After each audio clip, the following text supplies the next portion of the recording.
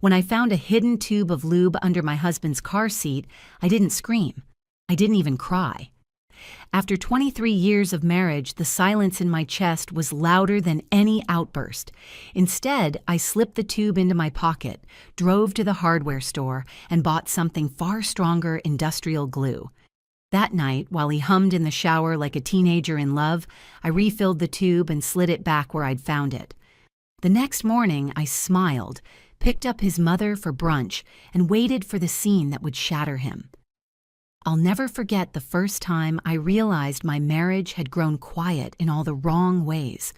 The kind of quiet that isn't comfortable, like the hush after a storm, but heavy, suffocating silence that settles in your chest. My name is Elena. I'm 47, and for more than 2 decades, I thought I knew the man I married. Vincent wasn't just my husband, he was my partner, the one who used to make me laugh in crowded grocery store aisles, the one who held my hand during long road trips through the Arizona desert. But lately, the warmth in his touch had been replaced by perfunctory gestures, a forehead kiss that felt like an afterthought, a love you tossed out like spare change. On the surface, we looked like any other suburban couple. We lived in a modest 3-bedroom ranch near Camelback Mountain, the kind of neighborhood where every driveway had the same beige pickup and every lawn was clipped down to HOA standards. I worked in human resources at Brightrise Systems, handling employee benefits and safety protocols. My job was steady, predictable, the kind of work that required patience and detail. Vincent, on the other hand, thrived on energy. At 52, he was still a personal trainer at Sundale Fitness. He loved the rush of being surrounded by younger bodies chasing new versions of themselves, and he carried himself like he was still 30. That combination, the calm HR manager and the charismatic gym trainer, worked for years, until it didn't. Looking back, I can see the trail of small fractures that built up over time. The new workout clothes that appeared without warning, the extra laundry cycles as if sweat carried secrets, the way his phone suddenly became an appendage he guarded like state secrets. But the cruelest fracture wasn't even the late nights or the perfume that wasn't mine. It was how easily he dismissed me whenever I asked questions. He made me feel crazy controlling, as though my concern was the problem, not his lies. That's when I started to realize the man who once made me feel like the only person in the room now looked through me as though I were already gone. The strange thing about betrayal is how ordinary the days around it look. I still brewed coffee every morning at 8. I still drove to work under the scorching Phoenix sun, the heat waves rising off the asphalt. I still clipped coupons for groceries, still watered the bougainvillea by the front porch. It's the ordinariness that cuts deepest life humming along, like nothing has changed, while underneath everything is rotting. I'd stand at the sink washing dishes, staring at Vincent's empty chair at the table, and wonder if this was how erosion worked slowly, invisibly, until one day the canyon is too wide to cross. The lube under his truck seat wasn't the first sign, but it was the undeniable one. Still before that discovery, there had been weeks of doubt. I'd sit across from him at dinner, listening to his stories about a client named Kylie, 23, dedicated, really focused on her goals. I'd nod, chew my food, and smile politely, while inside me, something tightened. I'd been secure once, proud even that my husband turned heads at the gym. But security becomes a thin blanket when you're freezing. I started scrolling through Instagram late at night, searching her name, seeing her gym selfies, her coy captions, and the shadow of Vincent's hand steadying her form. The proof was right there, but he still swore I was imagining things. At first, I told myself maybe this was just midlife restlessness. Maybe if I tried harder, cooked nicer dinners, dressed up, more often laughed at his tired jokes, he'd come back to me. But betrayal doesn't loosen its grip once it's taken hold. Each late night, home each shower that ran too long, each bottle of protein powder he stacked in the pantry, it all screamed louder than any confession could. And yet in the thick of it, I still wanted to believe we could patch it together. I wanted to believe I wasn't about to become one more discarded wife in a gym trainer's cliché story. There was one person who kept me anchored, Doris, his mother. At 74, she was sharper than most people my age, and she had always treated me with warmth Vincent rarely deserved. She'd call me up just to ask if I'd eaten lunch or if I wanted to come over and help her rearrange her plants. In a world where my marriage felt like shifting sand, Doris was solid ground. She noticed things too, the distracted look in Vincent's eyes, the way he never sat still anymore. "He's restless," she'd say, stirring her tea, her eyes narrowing like she could see right through her son. "Just be careful, Elena." Her voice was both warning and comfort. I clung to those little lifelines of normalcy even as suspicion wrapped itself tighter around me. I baked banana bread one Sunday morning, the scent filling our kitchen, trying to summon a memory of when that smell meant home. Vincent breezed in, kissed my head, and said he was off to help a client stretch. He was gone before the bread even cooled, and I stood there alone staring at 2 empty plates. The house felt too quiet, like it was holding its breath along with me. It's strange, isn't it? How you can live beside someone for years and still wake up one morning realizing you no longer know them. That's the setup of my story, the calm before the storm, the little details of an ordinary life crumbling into something extraordinary, something vengeful. Because the truth is, the night I slid that glue-filled tube back under his seat, I wasn't just responding to betrayal. I was rewriting the ending of a story he thought he controlled. The weeks leading up to my discovery had been a slow burn, the kind of tension you can't see but feel in your bones. Vincent worked late on Mondays, Wednesdays, and Fridays, always those nights. He'd come home around 10 hair, still damp from a shower at the gym, smelling faintly of cologne I hadn't bought. He'd toss his keys on the counter and mumble something about a client pushing herself hard, dedicated, you know how it is. I'd nod, biting my tongue until the taste of blood almost drowned out the bitterness. But inside, I was unraveling. Every detail felt like a breadcrumb, leading me toward a truth I didn't want to face. The protein shakes lined up like soldiers in our pantry, the new workout gear folded neatly in drawers, his sudden obsession with trimming his beard just right. Even his laugh had changed lighter, almost boyish when he spoke on the phone late at night, pacing the backyard pretending he was handling scheduling conflicts. One evening, I stood at the window, the desert night pressing in, heavy and warm, listening to him chuckle into the phone. "That's perfect, baby. Hold that position for me." My stomach clenched so tight I had to grip the counter to steady myself. He had never called me baby, not once in 23 years. That word wasn't meant for me. I didn't sleep much after that. Instead, I turned detective. My HR instincts, the same ones that helped me spot liars in interviews, sharpened into weapons. I scrolled Kylie Morrison's Instagram with cold precision, piecing together his absences with her posts. Videos of her stretching her back arched in ways that looked more like performance than fitness, Vincent's hands guiding her waist. His laugh in the background, the same laugh I used to think belonged only to me. The timestamps matched perfectly with his supposed late-night clients. Still, I kept quiet. Rage is loud, but revenge requires silence. I started watching him with new eyes, cataloging every move. The way he hummed when he was happy, the way he guarded his phone like it contained state secrets, the way he tried to make me feel paranoid as if gaslighting me would erase the perfume on his shirt. Each detail stacked higher a wall I couldn't climb, but knew I had to bring down. The turning point came on a sweltering Friday evening.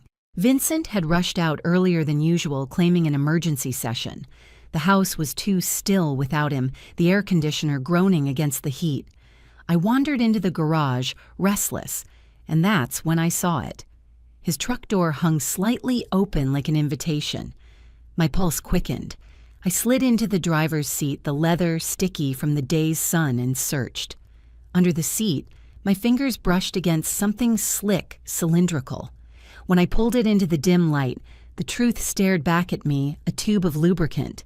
Expensive, sleek packaging, definitely not ours. My breath caught, but not in shock.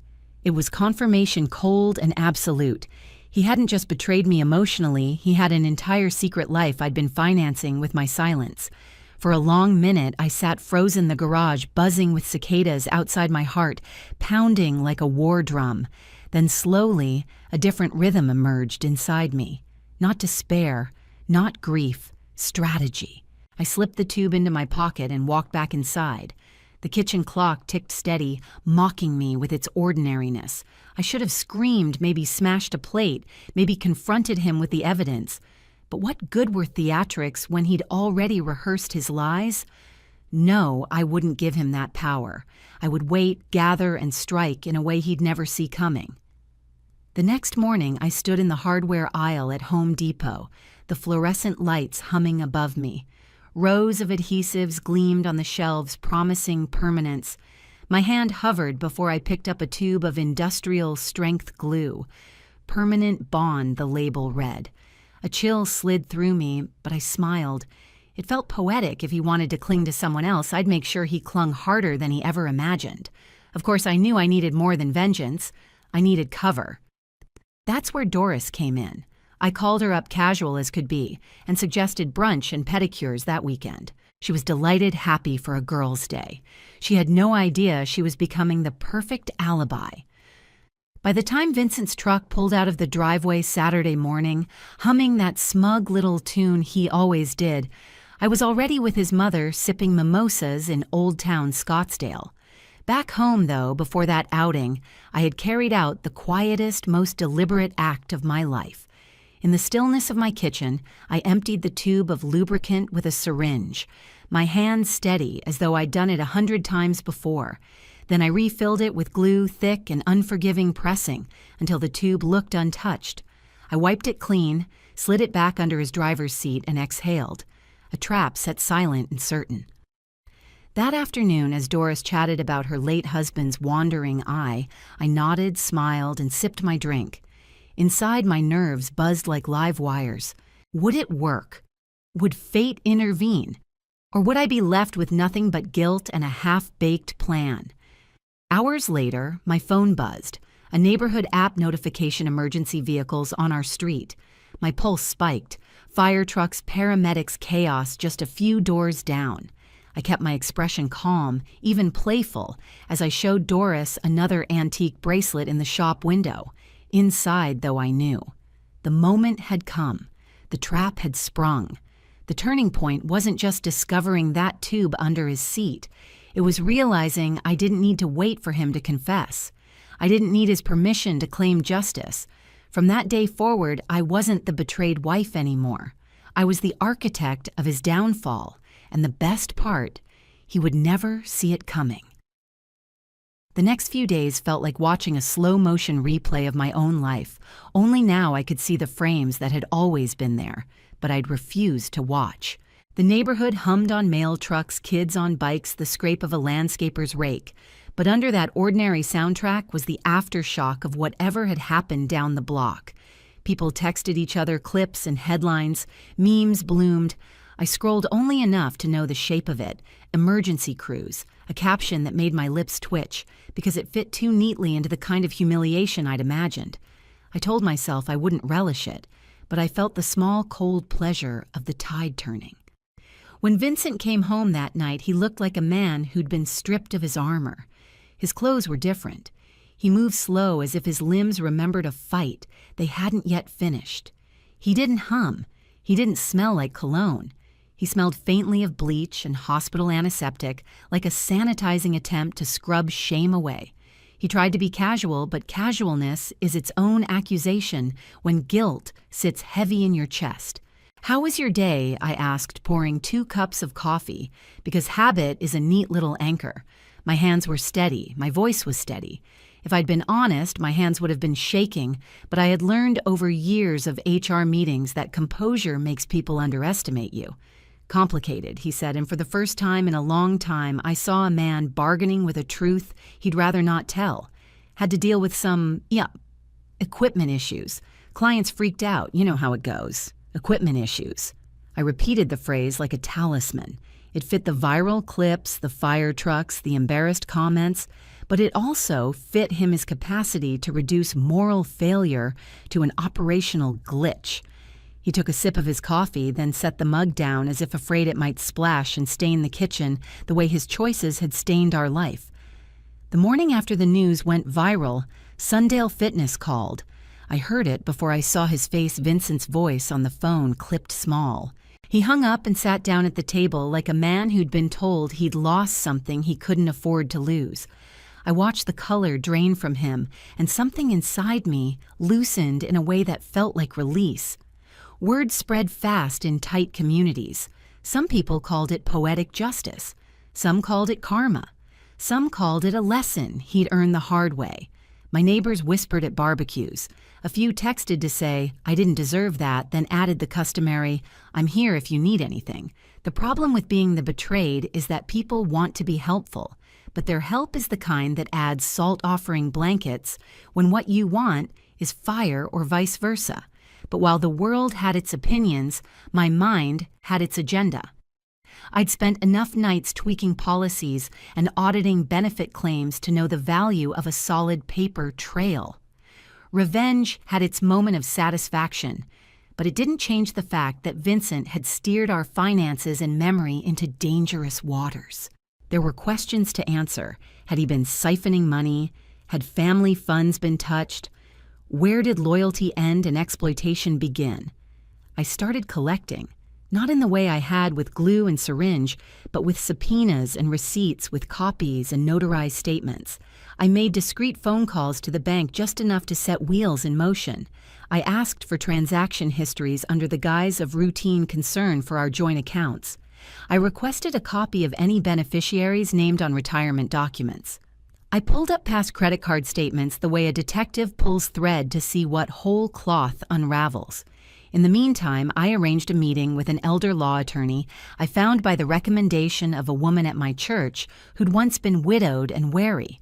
Her office smelled of paper and tea, and the kind of warmth that comes from people who have seen others bite and survive. The lawyer, a woman with short hair and eyes that met yours, listened without surprise. "You're not the first woman to be left out of the narrative," she said softly, "but you might be one of the few who's willing to read the footnotes." She explained elder financial abuse in a way that made it suddenly feel like a visible crime rather than a private failing. It wasn't just the perfume and the late nights anymore. It was the pattern, the sudden new accounts, the odd withdrawals, those gifts that kept getting bigger. With each line on the bank statement, she underlined the story of my life, reformed into something I could present in court intent pattern and exploitation. There was a law for this, she said. There was a way to strip privileges and protect assets. There was also, she warned, fallout. Public hearings, depositions, gossip. Justice had teeth, but it also had edges that cut both ways. Still, the decision felt like a doorway I had to walk through. I wanted not just to punish. I wanted to secure Doris's future. I imagined her back porch hoe in hand, tending the geraniums like she always did, safe, fed, dignified. That image steadied me more than the thrill of vengeance ever had. We drafted letters and filed paperwork. We froze accounts where we could. We placed a temporary conservatorship to put a legal buffer between Doris and anyone trying to drain her savings. The motions were clinical, public, and thorough. It felt strange to wield the same procedural power I used at work for the sake of family. The irony that my career prepared me for this moment was not lost on me. Where once I'd mediated staff disputes and negotiated severance, I was now negotiating the terms of a family's integrity.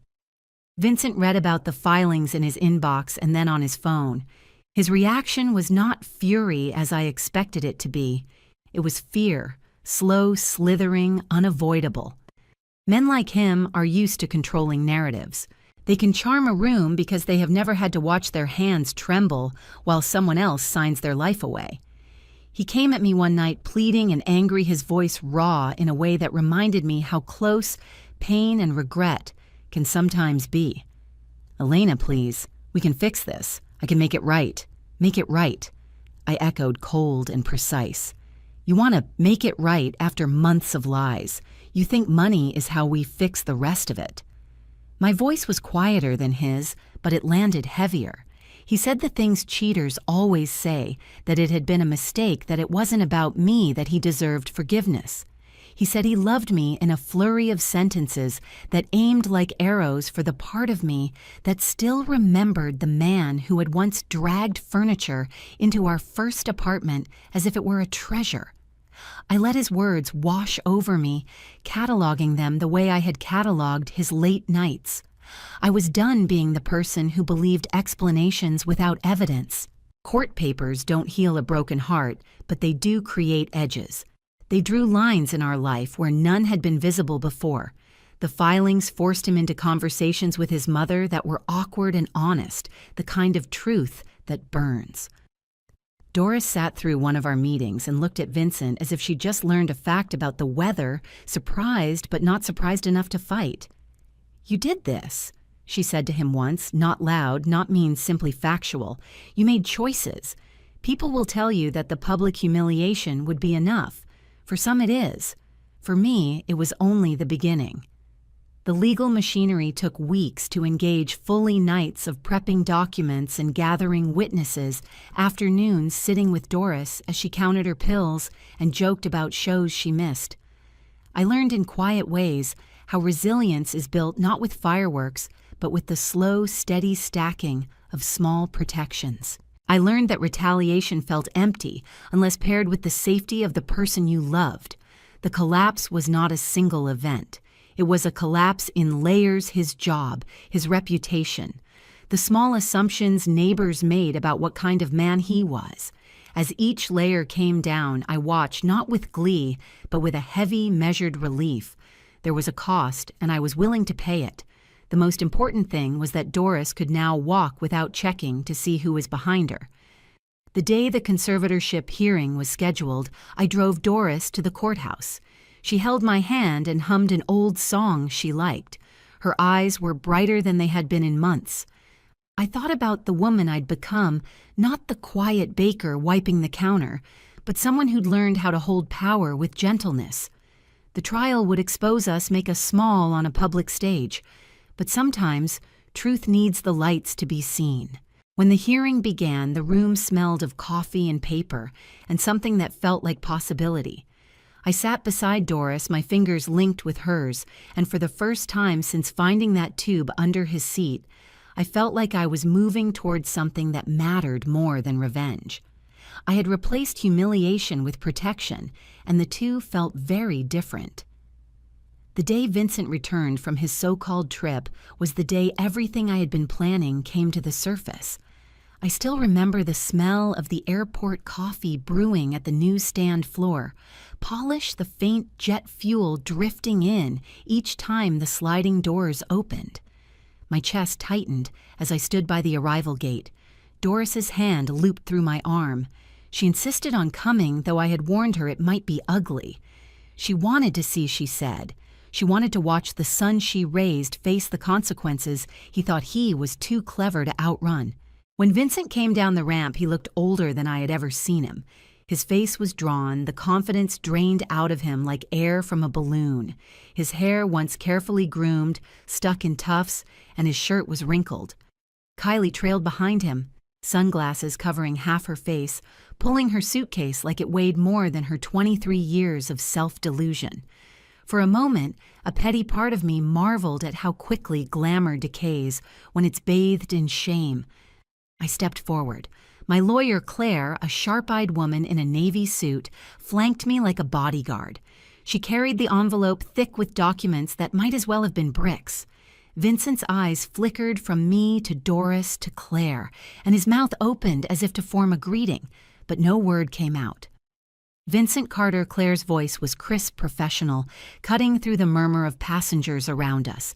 "You've been served." She handed him the summons, and for a moment his hands didn't move. Then reluctantly he took it, his knuckles whitening as he realized what it meant. I saw the twitch in his jaw, the way he clenched his teeth like he wanted to grind the paper to dust. Kylie tilted her head, confused. "What's that?" she asked, her voice brittle. "Nothing you need to worry about," Vincent muttered, but his face betrayed him. "Actually," I said, stepping closer so only they could hear, "it's everything you need to worry about. Financial exploitation, elder abuse, fraud. Words you probably thought I'd never use. But here we are." His eyes widened, a mixture of fear and disbelief. "Elena, come on. Not here."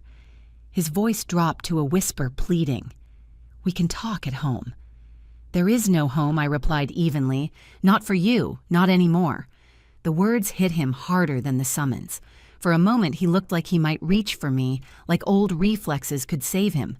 But Doris's voice cut through before he could move. "Don't touch her." Vincent froze, his eyes snapping to his mother.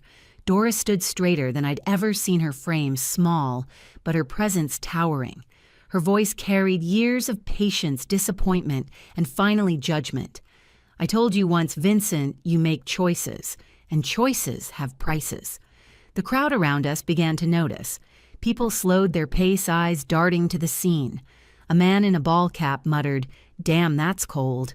Someone else whispered, "Isn't that the trainer from Sundale, saw him online?"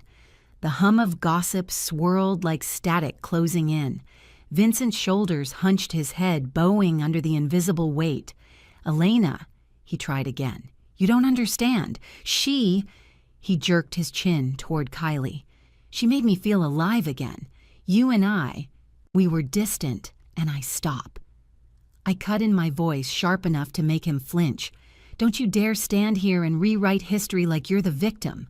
You lied, you stole, you humiliated the people who trusted you most, and now you're going to answer for it."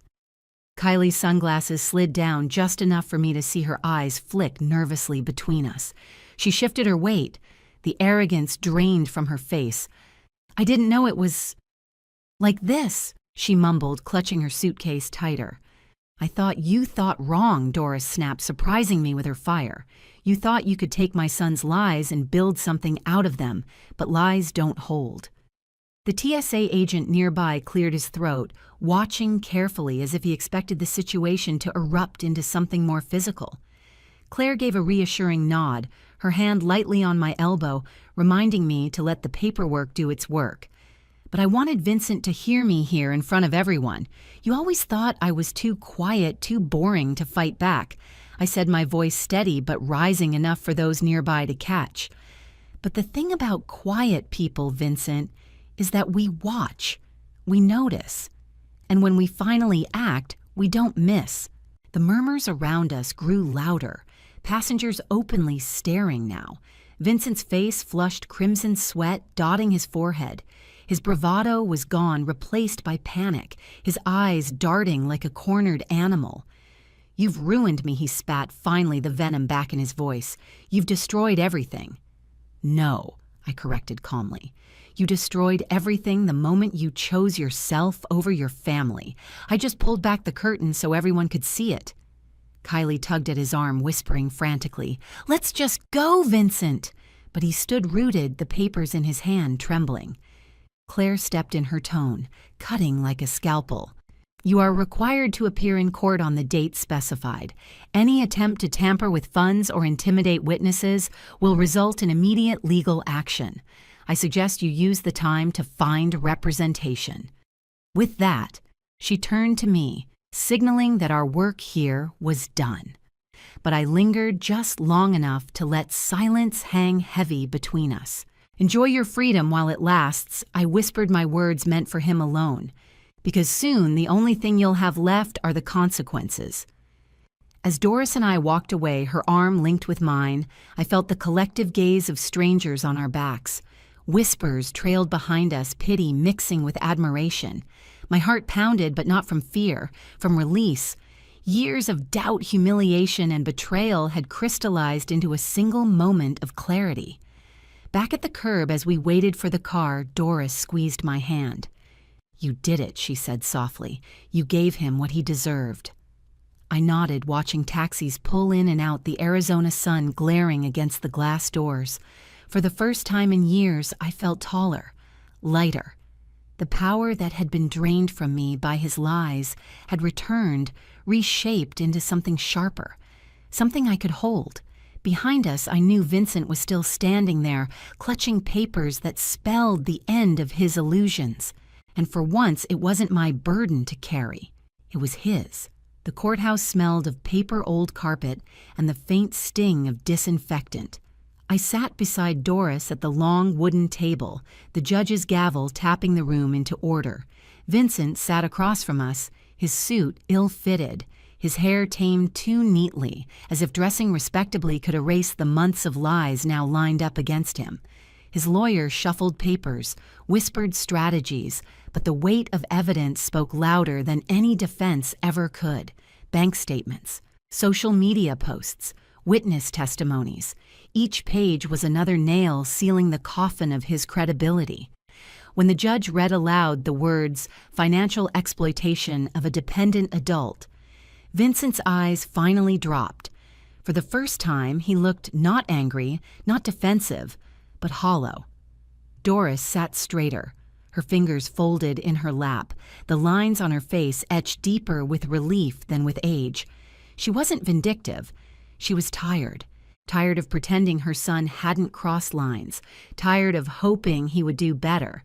And yet she squeezed my hand under the table, as if to thank me for carrying a fight she hadn't the strength to wage alone. The ruling came swift.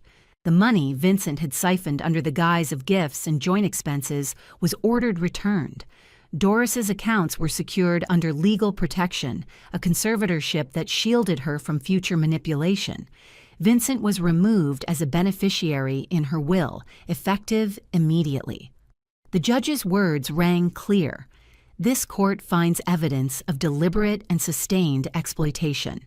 Consequences are not optional, they are earned. For Vincent, it was the final undoing. His career had already collapsed after the scandal went viral. Now his financial access was severed, his name in legal records stained with abuse.